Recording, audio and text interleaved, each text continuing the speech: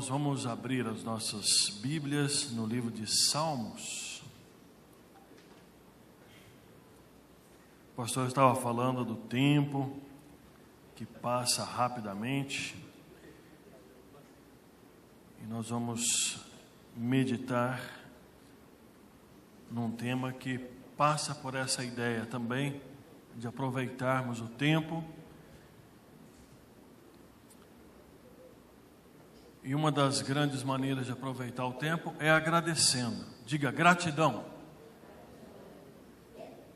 Salmo 90 é um salmo que sempre me chama muita atenção. Na verdade, cronologicamente, este é o primeiro salmo. O livro de Salmos não tem capítulos. Às vezes a gente acaba falando Salmo capítulo 1, capítulo 2, na verdade Salmos é uma coletânea de cânticos, de história e de orações, como é o caso aqui. E cronologicamente esse é um salmo de Moisés. E me parece, quando eu faço a leitura deste salmo, é um salmo que ele orou no final da peregrinação do deserto. Os irmãos sabem que pela história bíblica ele não entrou na terra prometida. E é interessante isso, né? A pessoa que mais contribuiu, que mais envidou esforços para que todos entrassem, ela mesma não entrou. Creio até que foi uma providência de Deus isto. Mas quando ele contempla a terra prometida e contempla também tudo aquilo que eles passaram durante esses 38 anos de deserto, que foi um desafio gigantesco na vida do povo de Deus, na vida do povo de Israel, olhando para todo aquele tempo que passou, e também para o grande desafio à frente, Moisés então faz esta oração. Alguns teólogos dizem que é uma oração resultante da sarça ardente. Eu creio que ele não tinha essa experiência ainda, esse arcabouço de experiência para ele poder dizer o que ele diz aqui. É um salmo que ele começa agradecendo a Deus, e nós estamos falando sobre gratidão, mas também ele pede.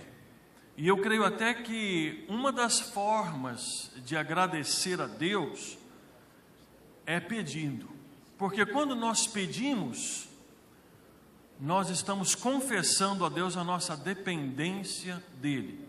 E a Bíblia diz que sem fé é impossível agradar a Deus. Aquilo que agrada o coração de Deus é quando nós reconhecemos as nossas necessidades e nos voltamos a Ele, acima de tudo.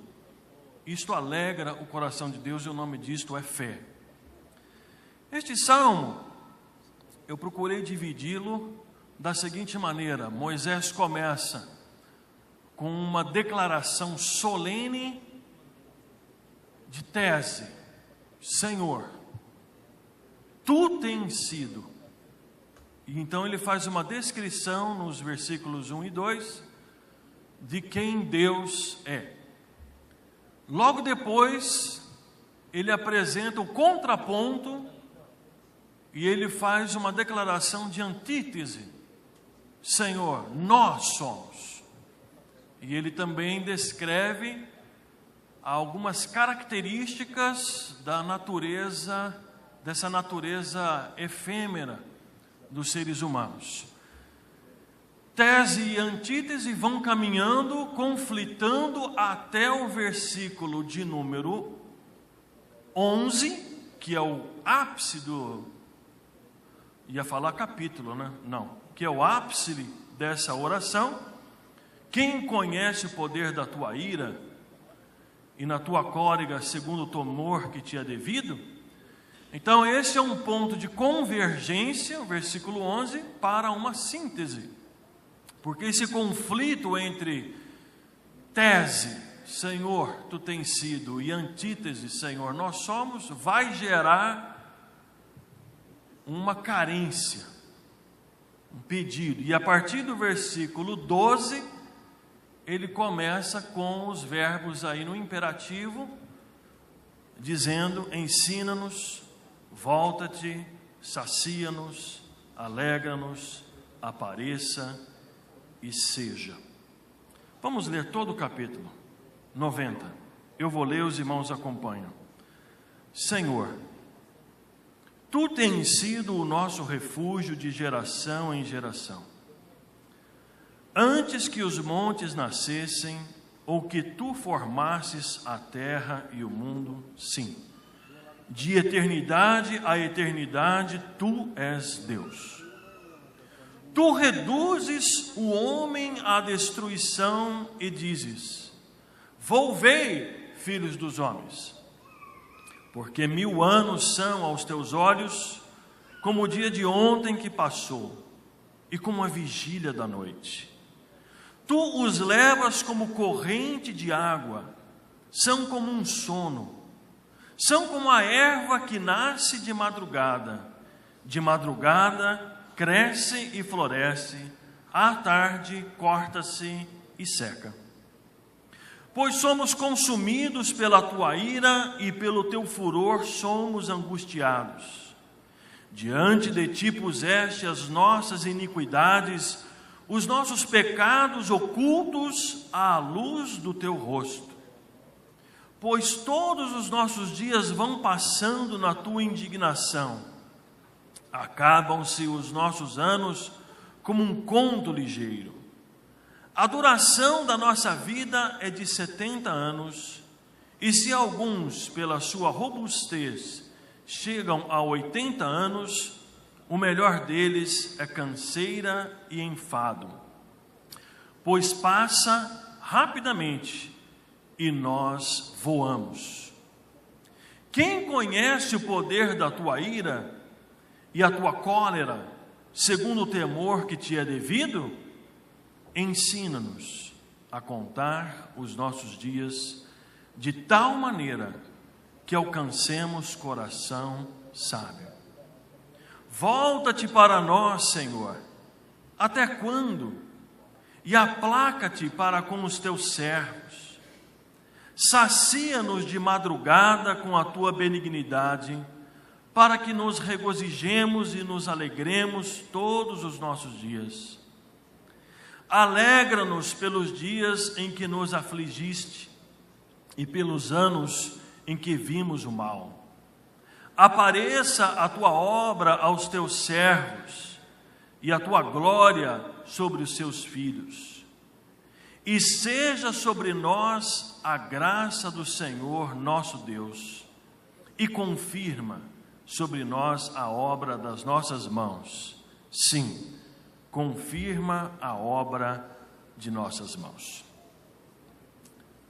Senhor, tu tens sido. A primeira e mais importante declaração, não só deste salmo, como também de toda a Bíblia. É uma constatação de que Deus realmente, Ele é.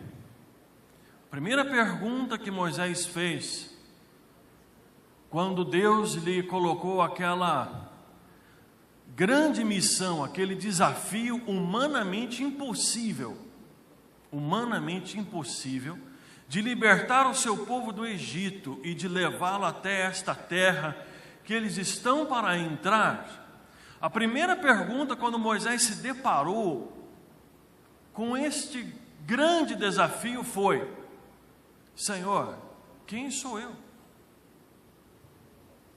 Eu não sou ninguém. E ele estava certo. A segunda pergunta que Moisés fez foi mais feliz, bem mais do que a primeira. Quem és tu? Aí ele acertou. Senhor, qual é o teu nome? com que prerrogativa comparecerei eu diante dos filhos de Israel? Ou quais os poderes que eu tenho para fazer esta missão? Porque eu preciso, vai demandar poder. Quem és tu? Qual é o teu nome? E Deus então, pela primeira vez na história, revela um nome que ele ainda não tinha mostrado aos patriarcas. Eu sou. Diga aos filhos de Israel que o eu sou te enviou para libertá-los. E agora Moisés, depois de toda essa caminhada, ele faz uma constatação: Senhor, de fato, o Senhor me deu uma resposta lá no começo, eu sou, e de fato, tu tens sido o nosso refúgio. O grande desafio para nós, igreja do Senhor, e eu digo principalmente para mim, conhecendo as minhas fraquezas, as minhas limitações, é procurar desenvolver uma vida baseada no ser de Deus. Uma vida baseada no ontos, no ser e não na existência. Eu vejo que muita gente procura viver um cristianismo de existência, que é chamado de existencialismo. O existencialismo, ele diz assim: viva cada momento. Dependendo do momento você sorri, dependendo do momento você é fiel. Mas se o momento lhe for desfavorável, então você não precisa ser fiel. O que vai determinar a sua vida são os acontecimentos, é a existência. E como nós somos desafiados por essa realidade. Na verdade, a existência ex, que significa para fora, aquilo que é exterior, que é material. Enquanto o ser é a realidade interior, que pode até assumir uma conotação existencial. O Senhor Jesus, por exemplo, na plenitude dos tempos, se encarnou, existiu, passou a existir como nunca antes, como ser humano, mas antes de tudo, ele era e é o mesmo, ontem, hoje e para sempre. Ele não passou a existir ali. A nossa existência, como o texto diz, ela é de certa forma relativa. Nós existimos hoje, amanhã já não existimos aqui, nós mudamos a nossa existência. O pastor estava falando de milhões e milhões de pessoas que estavam no mundo, mas já não mais estão, mudaram a forma de existência, estão com o Senhor, outras não estão com o Senhor. Nós precisamos lutar contra essa tentação que assalta muito o meu coração e também o seu, de basearmos a nossa vida na existência. É por isso que a fé faz essa transposição da existência para o ser, aquilo que está além da existência. Não importa o que está acontecendo agora, não importa, na verdade, o mais importante não é o que eu estou sentindo, o mais importante é o que eu creio. Amém? Que de repente os nossos sentimentos nos dizem uma coisa, mas a palavra de Deus nos afirma que precisamos confiar em Deus acima do que estamos vendo e acima até mesmo daquilo que estamos sentindo. Então, a declaração do ser de Deus. Quem é Deus? Ele diz: o nosso refúgio de geração em geração. Deus é o Deus das gerações. Amém? Na história da minha família eu posso ver, desde o meu avô, meu pai, meus tios, eu, minha família, a família da minha esposa, é de origem leta. E os letos têm uma história muito linda de dependência de Deus, de tanto que sofreram terrivelmente. Seu país foi invadido pelos russos, pessoas deportadas foram levadas num trem enorme ali milhares de pessoas para a Sibéria. Eu nem vou entrar nessa história, porque ela é muito longa e muito triste. Mas pessoas que confiaram em Deus. E Deus deu uma visão para alguém lá, para um líder espiritual, de saírem da Letônia e virem para o Brasil. E muitos migraram para cá e construíram aqui uma história maravilhosa, formidável. Uma história de fé. Alguém escreveu, o pastor Ilgone Janaites, escreveu um livro, uma epopeia de fé, que conta essa história. Mas não só os letos, na sua família também, você pode ver a mão de Deus agindo. Amém? Ele é o Deus das gerações. Mas Ele também, Ele diz, antes, diga antes. Essa preposição temporal é importantíssima. Antes que os montes nascesses, ou que formasses a terra e o mundo, sim, de eternidade a eternidade, Tu és Deus. Moisés poderia ter começado o livro de Gênesis com a chamada de Abraão, por exemplo, capítulo 12, mesmo porque a chamada de Abraão e depois os patriarcas vão dominar quase que 90% do livro. A partir do capítulo 12 até o capítulo 50, é só patriarca, termina lá com Jacó, o filho de Jacó, José. Mas por que ele começa com a criação? Por que começa Moisés com a descrição da criação? Porque para o hebreu, e deveria ser também para nós, para o oriental, há uma relação muito estreita entre a criação, a origem de tudo e o final de todas as coisas. Paulo diz em Romanos capítulo 11, se o começo foi bom, se a raiz é boa, com certeza o final também o será.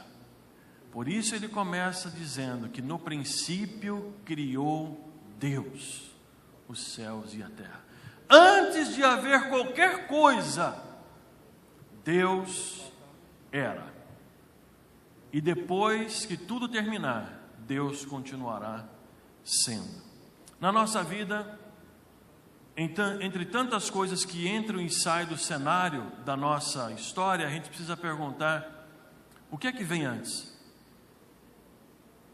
das coisas? Porque as coisas entram no enredo da nossa história e nos impressionam, mexem com a gente, nos alegram, nos entristecem, mas acima de tudo eu preciso perguntar, quem vem antes?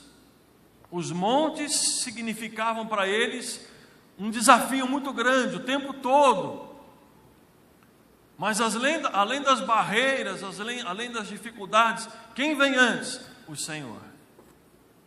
Por isso, Ele tem descanso. E aí eu me lembro do Salmo 121, que diz, o que é que diz o Salmo 121? Para os montes olharei, de onde me virá o socorro? O meu socorro vem do Senhor. E por que o meu socorro vem do Senhor? Qual é o segredo? Porque Ele fez os céus e a terra. Por isso que é importante a narrativa da criação. Pelo fato de que Ele fez os céus e a terra, os montes estão incluídos nessa obra, eu posso olhar e esperar o meu socorro vindo do Senhor. Lembro também da passagem de Samuel, primeiro livro de Samuel, capítulo 3, que diz que Samuel dormia no tabernáculo, a situação era caótica, era desfavorável. Os filhos de Eli estavam realmente reprovados diante de Deus, um perigo tremendo para a nação, mas o texto diz, antes que a lâmpada do Senhor apagasse, Deus chamou a Samuel. Antes que a lâmpada se apague na sua família, Deus chama você. Amém? Antes que a lâmpada se apague lá no seu trabalho, antes que a lâmpada se apague em alguma área da sua vida, Deus vai fazer e Ele vai mover, porque Ele é o Deus da eternidade. De eternidade a eternidade, Tu és Deus. Muita gente começou a caminhada com Moisés, e outros totalmente diferentes terminaram essa caminhada. Mas Deus não mudou. Deus continuou o Deus de antes. E diante dessa realidade majestosa, ontológica do ser de Deus, que independe totalmente dos seres criados, da criação ou de qualquer outra coisa, dependendo apenas de si mesmo, Moisés ele diz: tu reduzes o homem ao pó, em algumas versões, e dizes: volvei, filhos dos homens. Então os filhos dos homens, nesse sentido, filhos de Adão. Adão significa barro. Filhos do barro, voltem para o nada, voltem ao barro, voltem à inexistência física. Volvei, filhos dos homens. Essa ideia de que o ser humano ele se levanta, às vezes ele se apresenta, tem conquistas, se engrandece, mas no final Deus olha e diz: meia volta vou ver, volta. Então o filho do homem é um pó, é uma poeira, assim é a nossa vida. 24 horas depois que parou o nosso coração, pelo menos na nossa cultura, com esse calorão aí, é bom sepultar. Então, porque mil anos aos teus olhos, verso 4, são como o dia de ontem que passou, e como a vigília da noite. Interessante, nós nos deitamos, o brasileiro geralmente está bem cansado, muita correria, trânsito, a gente coloca a cabeça no travesseiro, a hora que a gente abre o olho já amanheceu. Então é como um sono, a nossa vida é assim também, passa rapidamente. Eu me lembro quando eu fui fazer a cirurgia, e eu fiquei com essa experiência, nunca mais esqueci. Eu estava naquela sala, não sei quantos aqui já fizeram a cirurgia, entrei naquela sala com aqueles holofotes enormes, aquela lâmpada enorme, e tinha uma senhora do lado ali parada, deitada com a mão assim, e as enfermeiras tirando coisas da bolsa, falando o que aconteceu ontem, não sei o quê, porque ele, não sei o quê, bababá. Aí eu pensei, vou dar um susto nessas enfermeiras. Eu falei, aquela moça ali está em óbito? Assustada, falou: não, moça, uma já falou, já chamou a Nossa Senhora não sei de onde, blá blá blá, ficaram tudo apavorados. Falou: não, ela está para acordar. E aí o anestesista chegou para mim e falou assim: ó, já que você gosta de brincar, eu vou dizer aqui, quem participa da cirurgia, quem assiste a cirurgia são apenas os doutores, os enfermeiros e as enfermeiras. Então eu vou lhe dizer boa noite. Me deu pegou a seringa que já estava amarrada no meu braço, colocou ali uma substância, e eu fiquei ali, firme, não vou dormir, não vou. Daqui a pouco, a hora que eu abri o olho, já tinha terminado tudo. Foi impressionante, né? Fiquei segurando ali. Então, eu pensei, eu acho que a ressurreição vai ser assim também. A pessoa fecha os olhos, mesmo porque na eternidade não tem essa questão da passagem do tempo. O tempo está passando para nós. Quem partiu e está com Cristo está num outro âmbito de existência. Não existe esse negócio: ô Senhor, está demorando lá, hein? Quando é que o Senhor vai voltar? Não existe essa conotação. Para nós sim, para eles não. É um abrir e fechar de olhos. Então, assim é o nosso sono. Tu os levas como corrente de água. Você pega uma folha e joga na correnteza do riacho. Você consegue pegá-la de novo? Não consegue mais. Então, os levas como uma corrente de água. Mais uma vez ele diz: são como um sono, são como uma erva que cresce de madrugada. Aquela flor linda que cresce de madrugada ela cresce, desabrocha, floresce à tarde, e no início da noite já murchou e já está para ser cortado. Assim é a nossa vida. A noite na Bíblia muitas vezes significa o final da nossa existência, das oportunidades. Verso 7: pois somos consumidos pela tua ira e pelo teu furor somos angustiados. Diante de ti puseste as nossas iniquidades, os nossos pecados ocultos à luz do teu rosto. Provavelmente uma referência àqueles que foram consumidos pela ira de Deus na caminhada do deserto, tais como Coré, sua família e companhia limitada, que se levantaram contra Moisés. Porque só você manda, nós queremos mandar também. Aliás, nós é que vamos assumir o controle daqui para frente. Moisés não discutiu, ele só levantou os seus olhos ao céu e clamou pelo Senhor. E o texto diz que a terra se abriu e aquelas pessoas foram tragadas vivas e foram engolidas, sepultadas vivas. Eu fico imaginando a experiência terrível que eles experimentaram ali. E Moisés diz: nós somos consumidos pela tua ira. Filhos de Nadab, filhos de Arão, Nadab e Abiú, que inventaram um fogo que não vinha da parte do Senhor. E como seus corpos estavam pela unção cobertos de azeite, se tornaram em 2 tochas humanas. Foram mortos ali diante de todos por fazerem o trabalho do Senhor de acordo com aquilo que eles queriam.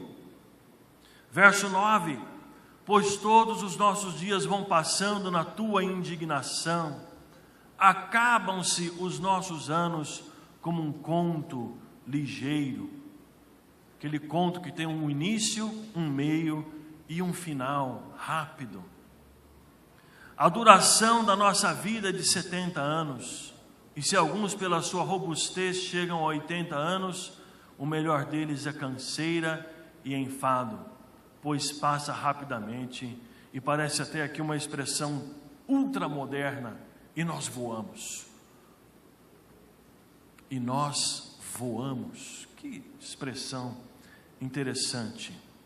Passamos rapidamente. Conheci uma senhora que já perto do seu centenário não estava enferma e rogava que Deus a levasse. Tamanho o seu cansaço.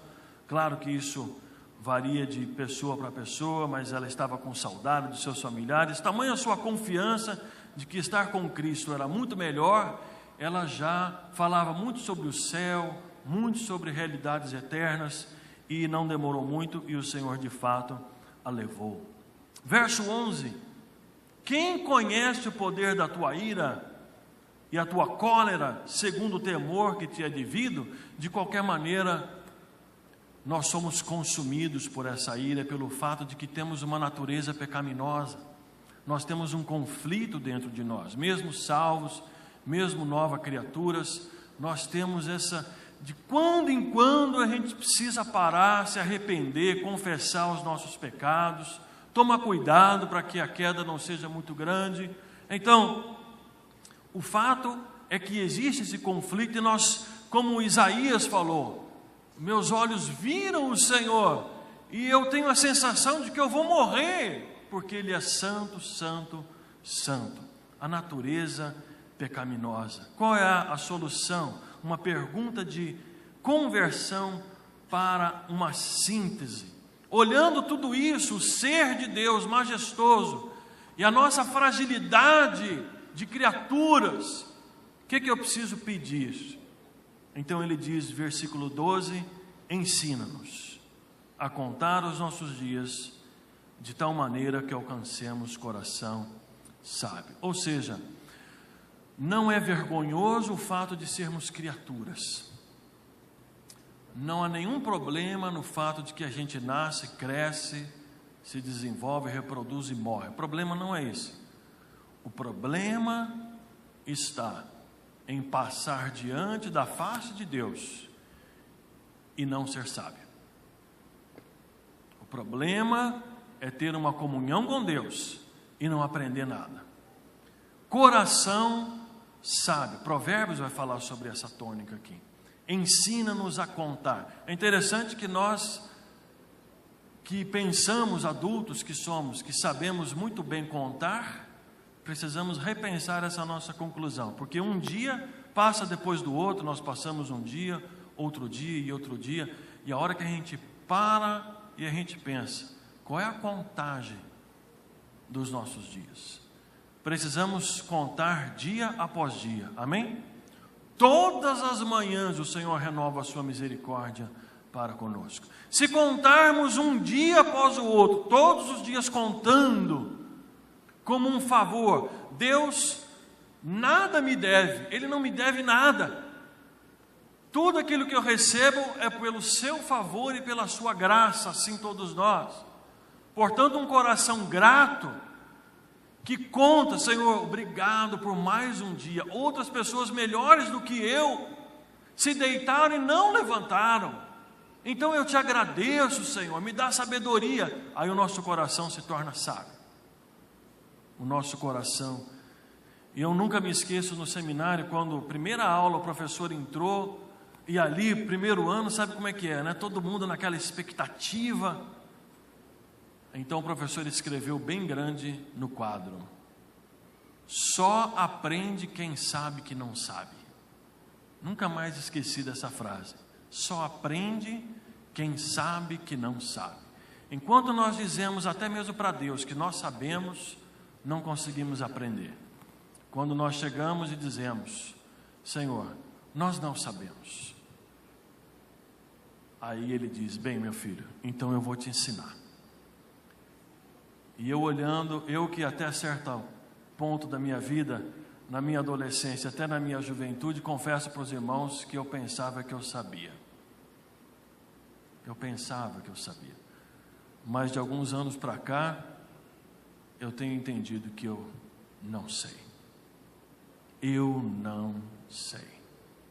E Deus precisa me ensinar todos os dias. E graças a Ele, Ele é misericordioso, amém? E paciente. E paciente, porque Ele me ensina, às vezes me ensina de novo, até aprender. Volta-te para nós, Senhor. Até quando? Aplaca-te para com os teus servos. A ideia de voltar aqui não significa no sentido geográfico que Deus foi embora, que Ele vai voltar. Não, a ideia aqui é voltar a face. Volta a tua face para conosco, a ideia da comunhão, como se Deus estivesse de costas e de repente Ele então volta a sua face para o seu povo.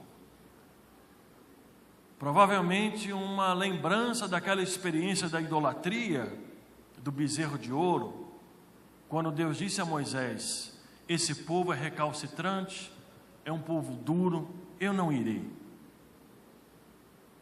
com este povo. Vou mandar um anjo, vou mandar um agente meu para servir este povo. Eu mesmo não irei. Moisés, ele disse o quê? Se tu não fores conosco, não vamos mover o pé deste lugar. Se o que nos traz paz ao nosso coração e alegria e certeza é que o Senhor nos acompanha, amém? Porque se Ele não for conosco, se Ele não fosse, não valeria a pena nem um passo nosso, em nenhuma direção, certamente seria infelicidade. O Senhor volta a sua face, o seu favor, a sua graça. E Ele então diz: sacia-nos de madrugada com a tua benignidade, para que nos regozijemos e nos alegremos todos os nossos dias. A ideia de saciedade de madrugada relembra a experiência do maná. Quando todas as madrugadas, de madrugada, o povo se levantava, já ia ali e recolhia. Aquela era na verdade uma erva, um tipo de fruto que se parecia com pão. Não era esse pão que nós comemos. Era uma provisão de Deus de madrugada para com os seus filhos. E Moisés está como que dizendo: agora nós vamos entrar na terra prometida, que mana leite e mel, cheia de provisões. Não necessitaremos mais do maná, mas do princípio dele sim. Sacia-nos de madrugada agora, mas com a tua benignidade, para que nos alegremos pelos dias que fomos afligidos. E nós vamos descobrir depois no Evangelho segundo João que o maná de Deus, o pão de Deus que desce do céu e dá vida ao mundo é Jesus. Diga Jesus. Essa ideia de saciedade é importante porque ela está intimamente relacionada ao shalom, que significa paz. Quem está saciado fica tranquilo na sua alma, fica em paz. De certo que eu fiz calar, diz o salmista, e sossegar a minha alma, qual criança desmamada para com sua mãe. A criança chora, por que o neném chora? Porque quer chorar? Não, ele chora porque está com fome. Uma vez que ele está saciado, que ele desmamou naquele momento, ele está com a sua barriguinha cheia, o que ele faz? Ele dorme. Ele está tranquilo. Assim é a nossa alma. Se estamos satisfeitos em Deus, pode cair o mundo, que nós estamos tranquilos e sossegados. Essa é a ideia de paz. Não é de sossego, de tranquilidade material, coisa assim. Mas nós estamos tranquilos porque estamos saciados em Deus. Nosso ponto de referência é outro, é Deus. Por isso podemos desfrutar de paz, mesmo em meio às tribulações que esse mundo nos apresenta. Alegra-nos pelos dias em que nos afligistes e pelos anos em que vimos o mal. Verso 16: apareça a tua obra aos teus servos e a tua glória sobre os seus filhos. A palavra apareça significa manifestação. Esse verbo manifestar é uma manifestação visível. Quando Moisés construiu o tabernáculo, e a glória de Deus, diz aqui, e a tua glória sobre os seus filhos. A glória de Deus apareceu sobre o tabernáculo de uma maneira tão intensa que Moisés não conseguia adentrar o tabernáculo. Uma conotação física, uma expressão material, se materializou de alguma maneira, que Moisés, o seu rosto certa vez brilhava pelo fato da sua conversa pessoal com Deus face a face, que as pessoas não conseguiam olhar-lhe na face. Ele teve que colocar um pano para quebrar aquele brilho. Então que a glória de Deus apareça sobre nós, amém, irmãos? Que nós vejamos em 2019, assim como foi em 2018, ou ainda mais em 2019, a manifestação da glória de Deus. Porque sem essa manifestação a gente não consegue caminhar. Moisés, naquela experiência do bezerro de ouro, ele diz: Senhor, eu rogo ver a tua glória, eu preciso ver a tua glória. Se o Senhor não me manifestar a tua glória, vai ser difícil. E Deus então disse naquele momento, naquela circunstância: a minha face mesmo você não vai poder ver, porque homem nenhum pode ver a minha face e sobreviver. Você não tem estrutura física para isso, mas você vai me ver um certo grau, de um certo nível de intensidade, você me verá. E ele usa a expressão pelas costas, eu vou passar rapidamente e você vai me ver. E ali o Senhor passou diante dele, e ele viu e começou a glorificar o nome do Senhor, e exaltar as qualidades. Ó Senhor, perdoador, que perdoa os pecados até 1000 gerações. E ali ele começa a extravasar, porque ele viu a glória de Deus. Precisamos ver a glória de Deus na nossa família, no nosso trabalho e na nossa igreja, como de fato temos visto. Apareça. Verso 17: e seja sobre nós a graça do Senhor nosso Deus. A expressão seja sobre nós tem aquela expressão da nuvem que acompanhava o povo e estava o tempo todo sobre o povo, que durante o dia filtrava os poderosos raios solares que poderiam fritar o povo no deserto. À noite, o deserto era terrível, porque de dia uma temperatura elevadíssima e à noite, frio intenso. E esse choque térmico poderia rapidamente matar a todos ali. Ainda mais que eles estavam expostos, milhares de pessoas, saíram com Moisés. Mas durante a noite, aquela nuvem que durante o dia tinha filtrado os raios, se transformava assim numa coluna de fogo que aquecia e mantinha a temperatura de todo o povo. Moisés identifica essa coluna de nuvem como a graça do Senhor que está sobre nós. Nós só não fomos tragados em 2018, só não perecemos, porque esta nuvem maravilhosa repousou sobre a nossa cabeça, e sobre as nossas vidas, sobre as nossas famílias. Eu tenho certeza que você pode dizer juntamente comigo que em nós mesmos não existiu e nem existe nenhum tipo de justificativa, nenhuma virtude a qual poderíamos atribuir o fato de chegarmos até aqui, a não ser a graça do Senhor sobre nós, nos guardando das altas temperaturas lá fora e aquecendo nosso coração diante das gélidas temperaturas também que nós sofremos neste mundo. E confirma sobre nós a obra das nossas mãos. Sim, confirma a obra de nossas mãos. Aquela confirmação dos frutos. Diga frutos. E aí eu faço uma pergunta para mim. Será que Deus pode confirmar as obras das minhas mãos durante 2018?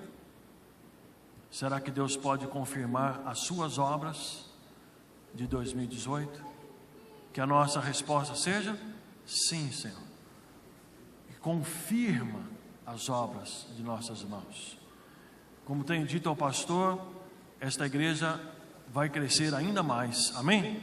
Que ninguém aqui fique entristecido pelo fato de muitas pessoas não estarem aqui. O povo está viajando, mas muito crescimento virá, ainda maior em 2019. Já tem havido esse crescimento tem se verificado e vai se manifestar ainda mais. Na sua família, que Deus confirme as suas obras na sua mão. Aquela obra que Deus começou na vida do seu marido, da sua esposa, dos seus filhos, que a sua oração seja: Senhor, confirma esta obra, só Tu podes fazer. Confirma a obra no trabalho, confirma esse novo negócio que eu comecei, confirma, Senhor, passo a passo a obra de nossas mãos, e que Deus assim nos abençoe.